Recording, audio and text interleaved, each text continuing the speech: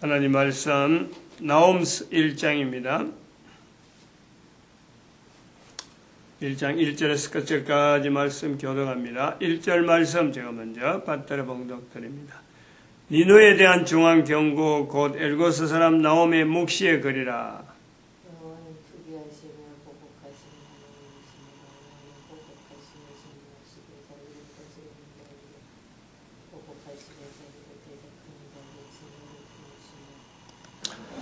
나홈스 1장 15절 말씀. 아름다운 소식을 보하고 화평을 전하는 자의 발이 산이 있다. 유다야, 내 절기를 지키고 내 서원을 갚으라. 악인이 진멸되었으니 그가 다시는 내 가운데로 통하지 아니하려다. 악인이 진멸되었으니 다시는 내 가운데로 통하지 않는다. 진멸 자체를 우리가 빛, 소금, 예수님이 말씀하시는 너희가 세상의 소금이다. 너희가 세상의 빛이다. 빛과 소금을 또 한편으로 우리가 직접적으로 빛과 소금은 우리가 만드는 것은 아닙니다. 빛과 소금은 만들어진 거예요. 이미 있는 거예요. 그러나 빛과 소금이 사람이 다룰 수 있는 하나의 형태화되는 것이 불이라. 불. 죄를 씻는다. 불로 태운다. 빛이 우리 가운데 있는 거고 소금이 제대로 맛을 내는 그런 형태로 하나의 형상화되어지는 것이 이스라엘 백성들의, 이건 내 생각이 아니고 제사 제도에 있다는 거예요. 제사 제도. 불로서 태운다. 이 본문에도 있습니다. 6절에 보니까 진노를 불처럼 쏟는다. 진노를. 10절에 보니까 그들이 마른 지푸라기 같이 다 탄다. 우리가 성경을 한 번씩 이런 생각을 좀 해봐야 돼요. 성경을 읽을 때 거의 고정적으로 되어 있는 내용이 이스라엘 백성들에게서 성경을 통해서 인식되어지는 것이 뭐냐면 제사입니다. 제사. 그리고 애굽에서의 출애굽, 바벨론 포로에서의 회군, 다시 돌아오는 것, 이렇게 보는 거예요. 이렇게 보는 것이 일종의 율법이라고 그래요. 율법의 바벨론에서 이스라엘 백성들이 돌아오는 걸로 봤는데, 여기까지만 보면은 왜 예수님이 오셨는데, 예수님이 오시면서 예수님이 이 땅에 계시면서 마가복음 1장 38절에 있는 대로 우리가 다른 말들로 가자. 내가 거기서도 전도하리니. 전도. 그러면서 장정 13명이, 적어도 예수님까지 13명이, 예수님 주변에 또 13명 말고도 또 많이 있는 거예요. 처음에야 한둘이 다니다가, 예수님 혼자 다니고 또 둘이 붙고 서이 붙고 하다가 다른 말들로 가자 할 때는 아마 13명 정도가 됐고, 또 주변에 그 13명 외에도 또 있는 거예요. 얼마나 우리가 볼 수 있죠. 생각할 수 있죠. 수종대는 또 먹을 것 갖다 대주고 또 해주는 수많은 사람들이 왕래한 사람이 있다. 그러면은 이스라엘 사회에 예수님 오셔서부터 예수님에 대해서 전도해라. 예수님께서 전도해라. 내 증인이 되라. 그때부터 전도자가 생겼느냐? 그거는 절대 아니죠. 우리가 그거는 절대적이라 할 정도로 예수님이 오셨어야 비로소 전도한다는 것이 나타나냐? 이건 아니라, 분명히. 그럼 예수님이 전도하러 가자라고 할 때 따라다니는 사람이, 예수님과 같이 동행하는 사람이 있을 정도로, 그리고 또 누가복음 10장이라든지 가보면 둘씩 짝을 지어서 온 이스라엘을 전도하러 보내는 거예요. 이래 보내는데 이스라엘의 문화가 있었다. 언제부터? 수천 년에 걸치간. 이걸 우리가 봐야 되는 거예요. 그래서 그 문화가 생성되어지는 그 구약의 큰 줄기가 뭐냐? 선지자적인 문화다. 선지자 계통이다. 이래 부를 수 있다. 그렇다면은 출애굽되는 내용과 바벨론 포로는 또 전혀 다른 해석을 해야 돼요. 출애굽을 통해서 바벨론까지를 보는 것은 주로 우상숭배에 대한 하나님의 그 어떤 인도하심에 이스라엘 백성들이 순응했다. 그래서 예수님 오실 때 이스라엘 백성들이 우상 숨기는 문제는 분명히 해결됐다. 바벨론 포로 그 우상의 도시에서 돌아오는 이스라엘 백성들, 애굽에서 출애굽되어지는 이스라엘 백성들 이렇게 연결해서 우상 숭배는 분명히 이스라엘 백성들에게 이제 건절되었다. 그러면 이스라엘 백성들에게 중에서 바벨론에서 돌아오지 않은 사람들 분명히 존재하는 거예요. 분명히 존재. 그럼 이들을 어떤 시각으로 봐야 되느냐? 이들은 그러면은 본국으로 돌아가는 것을 성경에서 보는 천국, 지향, 이스라엘 백성들이 예루살렘에 가서 성전을 회복하는 것이 하나님의 성전을 다시 짓고 제사제도를 회복하는 것이 하나님의 모든 이스라엘이 요구하는 것이라면은 남아있는 바벨론에 남아있던 이들은 그럼 완전히 아무 사명도 없고 하나님 앞에서 이스라엘 백성들 훈련시킨 아무런 것도 없는 거냐. 예수님이 말씀하시는 예수님을 통해서 나타나는 전도라고 하는 이 내용에서 우리가 바벨론의 포로로 남아있던 여전히 남아있어갖고 페르시아로 합병되면서 결국에는 인도로 내려가는 이들의 발걸음에서 예수님이 말씀하시는 전도하는 그 문화에 대한 그 흐름에서 이들의 발걸음을 인정해 줄 수 있겠다. 있어야 된다는 거예요. 그러면은 애굽의 출애굽의 사건과 바벨론 포로에서의 돌아오는 사건을요, 우리는 전혀 다르게, 지금까지 그거 하나만 고정되게 봤는데, 그걸 다르게 볼 수 있다. 그 다르게 볼 수 있다는 것도 오늘 본문에 있는 대로 절기를 지켜라, 서원을 갚으라, 이 어떤 구분되어지는 속에 있다는 거예요. 그러면 애굽에서 돌아온 사람들 중에서도 절기로 지키는 제사장 계열의, 제사장 계통의 성경 해석에 우리가 응해지는 이스라엘 백성들의 응답되어지는 개개인이 있을 수가 있고, 거기서 충실한 자들이 있을 수 있고, 또 선지자적인 계열에서 돌아온 사람들 중에서도 이런 계열에 남아있는 사람들이 있다. 이 섞여가는 거예요. 두 가지가. 그러다가 예수님이 오셔서 다른 말로 가자 할 때에 전도라고 하는 문화는 바로 선지자적인 계열에서 볼 수 있는 어떤 이스라엘의 문화. 그러면 이 이스라엘의 문화가 바벨론에서 오지 않은 페르시아에 그대로 남은, 그리고 저들도 예수님 오시기 전은 아니지만은 적어도 1000년 이상은 훈련받은 이스라엘의 문화 속에 있던 이들이 페르시아에 남아있다가 가야 될 곳을 어쩌다가 인도까지는 어쩌다 우연히 내려갈 수가 있어요. 그 교류되어지는. 그러나 인도까지 오면서 자기들의 그 이동, 고국을 자꾸 떠나는 자기들의 모습을 비교해 보면서 이스라엘 백성들의 정체성에 대해서 거기에서 자기들이 찾아낼 수 있는 이스라엘의 정체성을 자기들이 유지할 수 있는 것은 선지자적인 계열에서 정체성을 분명히 자기들이 붙잡을 수 있다. 거기에서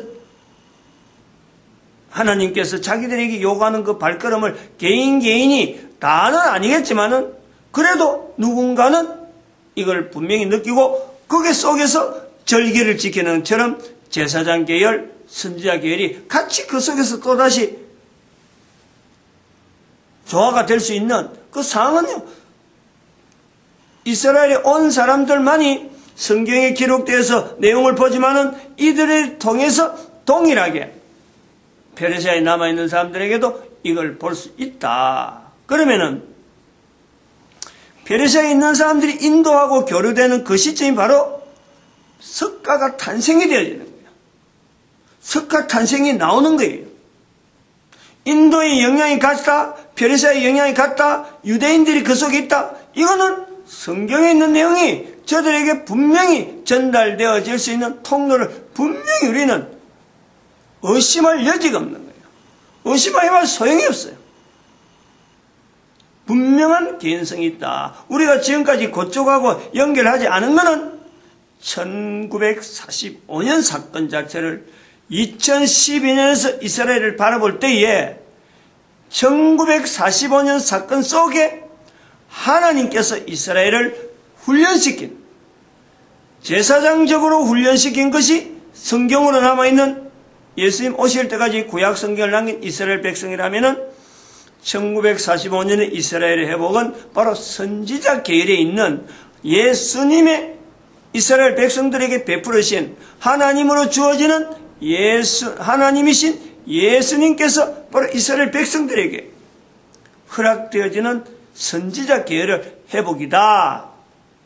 그걸 바라바라는 거. 모든 인간들이, 모든 인류들에게 보여주는 거예요.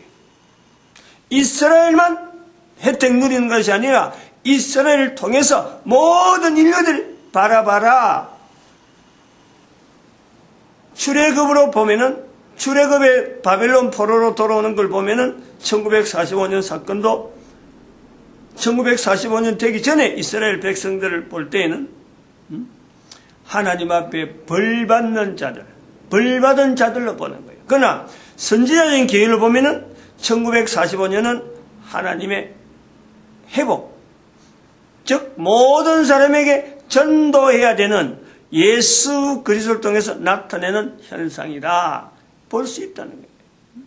그러므로 2012년에 한 이 시기를 이미 지나오는 지금 현재 우리는 페르시아에서 인도로 내려가는 이 바벨론 포로 갔던 유대인들에 대한 이 걸음에 대해서 선지자 계열의 서원에 대한 빛을 찾아 나가는 벨렉과 욕단의 창세기 10장에 있는 이 사건의 그 절기, 거기서 요구되었던 절기, 거기서 요구되었던 서원, 빛을 향하는 나아가는 절기, 두 사람이 가다가 벨렉은 절기 쪽으로 가고 욕단은 서원 쪽으로 가는 이 발걸음을 우리가 보면서 한반도에 내려왔던 만주 땅에 정착하게 되는 우리의 조상, 한반도의 조상의 근원을 우리 연결하는 거예요. 기록이 없기 때문에 덤성덤성한 이런 어떤 흔적만 갖고 연결할 수밖에 없으나, 그러나 그 뼈대가 근거를 성경이라고 하는 누구나 지금 보편적으로 볼 수 있는 근거하는 이 성경을 근거해서 우리가 이걸 인용을 하고 접근하는 거예요. 구체적인 내용은 분명히 다를 수가 있어요. 사람마다 다를 수 있지만 그러나 큰 뼈대 자체는 변할 수 없는 거예요. 요 내용을 두고 있어서 이런 내용을 두고 보면은 석가가 표현했다는 이 다른 데 제가 이 워낙 어려운 우리가 똑같이 읽을 수 있는 내용이 같으면 같이 성경처럼 불경이라고 하는 이 내용이 참 누구나 읽을 수 있는 내용을 해갖고 좀 다양하게 번역해놔놓고 한글로 다 써놔놓고 하면은 내가 그것도 여러 가지 찾아보고 인용을 하겠지만 내한테 주어질 수 있는 할 수 있는 능력이라고는 이 인터넷에 있는 라마가경, 지난번에 계속 이야기했던 요 내용밖에 없어요. 여기 보면은 한자로, 이건 상형문자란 말이에요. 한자라는 것은 상형문자, 완전히 해석이 그 안에 들어있는 거예요. 해석이 들어있는 글자라니까. 상형이라는 자체가, 그 문자 자체가 그 글자 하나하나에 해석을 할 수 있는 내용이 들어있어요. 그럼 보고 읽는 사람마다 해석이 다 다를 수 있는 거예요. 상형문자라. 그 상형문자에 또 한글로 상형문자를 읽는 또 토시를 달아놨어요. 그리고 그 밑에다가 번역을 해놨어, 한글로. 그렇게 이런 자료 아니면은 이렇게 나타난 자료 아니면 접근이 어려운 그 상황에 있는 내용이니까 이 라마가경에 있는 이 표현에 나오면은 이 내용이 적어도 2500년 전 인도에서 석가에 대한 표현으로서 한글로 있는 우리에게 접근되어지는 현재적인 저한테는 유일한 통로예요. 유일한 자료란 말이에요. 여기 나오는 대로 불자를 이야기하는 불, 사리불아, 사리불은 여기 3절에 같은 경우 사리불은 이래 돼 있어요. 하시불도종, 불도가 언제 끝나겠느냐? 사리불이 불도가 언제 끝났습니까? 이래 묻는 거예요. 그럼 여기서 보는 불하는 이 부분, 요거는 불은 사람 인변이 없는 불이라. 그럼 요런 거는 제자란 뜻이 되고 또 부처라고 하는 이 내용에 부처되어지는 준비하는 자들, 어떤 목표점이 있는데 부처라고 하는 이 되어지는 걸어가는 건데 그것에서 수행하는 사람을 표현하는 그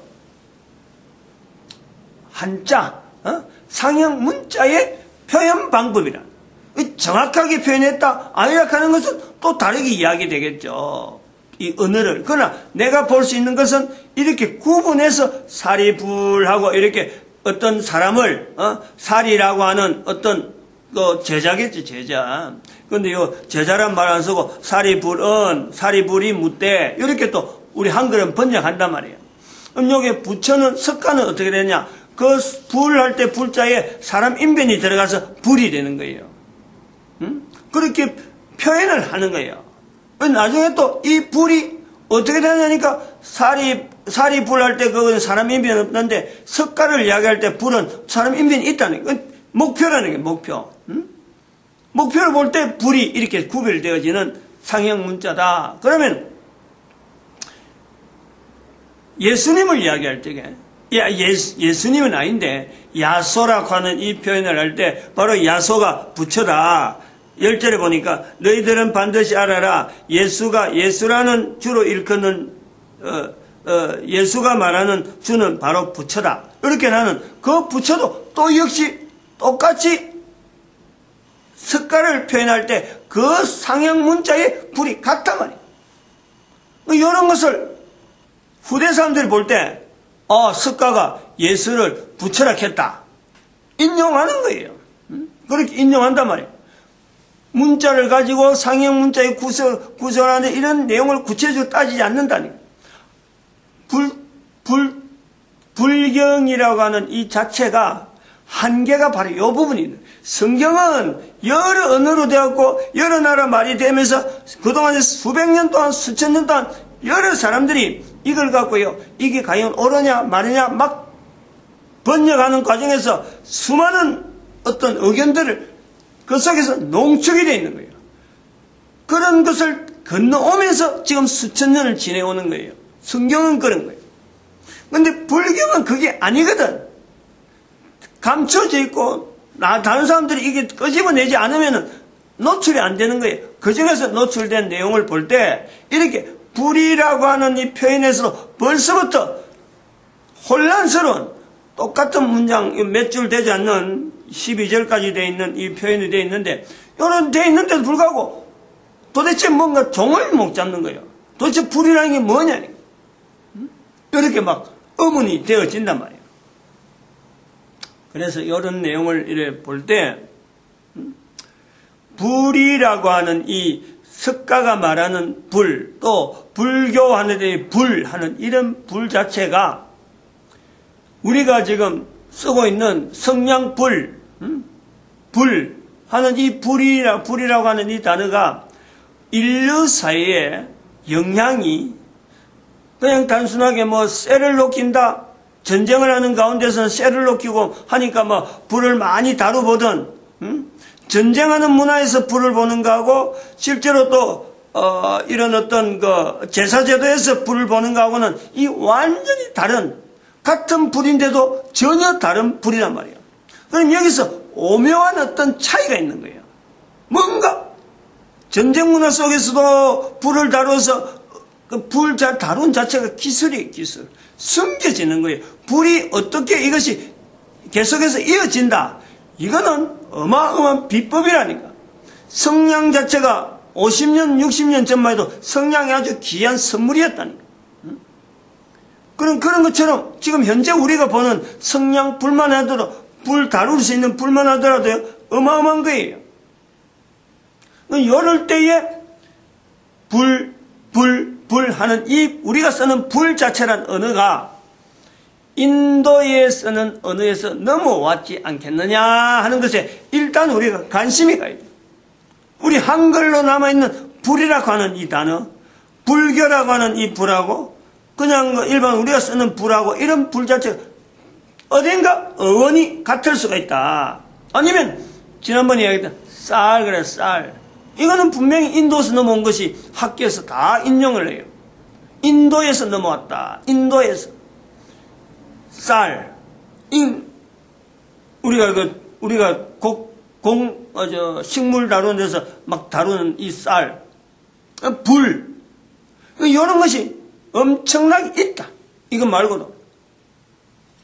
야소락 하는 이 내용이, 야소라고 할 때 이 야소가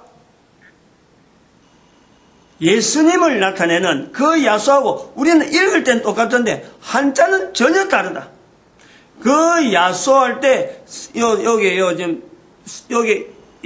라마가경에 나타나는 야소는 바로 이거는 성부 하나님에 대한 표현. 아니면 성령 예수님에 대한, 성령님에 대한 표현.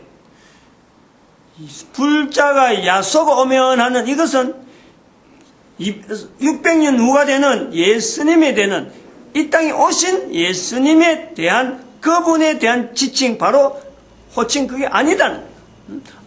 아버지 부자가 들어가는 야소, 야자란 말이에요. 그럼 여기 우리가 연결해 봐야 될 게 왜 이 부분을 자꾸 붙잡냐면 아주 중요한 내용이, 지난번에 말씀했지만은 로마서 8장 15절에 양자의 영, 그 다음에 갈라디아서 4장 6절에 아들의 영 할 때 영 나오는데 그 영 할 때 나오는 앞에요. 바로 이 영의 그 표현에 아버지란 말이 나요. 아버지. 두 가지에 로마서 8장 15절, 갈라디아서 4장 6절에 똑같이 아버지라는, 영이 나오면서 아버지라는, 우리가 말하는 아버지라는 이 표현, 아빠, 아버지, 우리가 지금 한글로 남아있는 아빠, 아버지 할 때 거기에 나오는 내용이 바로 이 야소라고 하는 이 연결하고 야라고 하는 이 표현에서 라마가경에 있는 이 부처가 말하는 부처다, 예수가 부처다, 바로 이 아버지를 나타내는 그 표현이 아니겠느냐. 그 성경하고 연결한 성경에 있는 내용을 라마가경에 있는 내용하고 언어적인 어떤 유사점을 찾아내려고 하는 거예요. 이거는 많은 사람들이 연구를 많이 해야 될 내용이지 여기서 결정해야 될 내용은 아니라 보고 오늘 여기까지 마칩니다. 끝냅니다.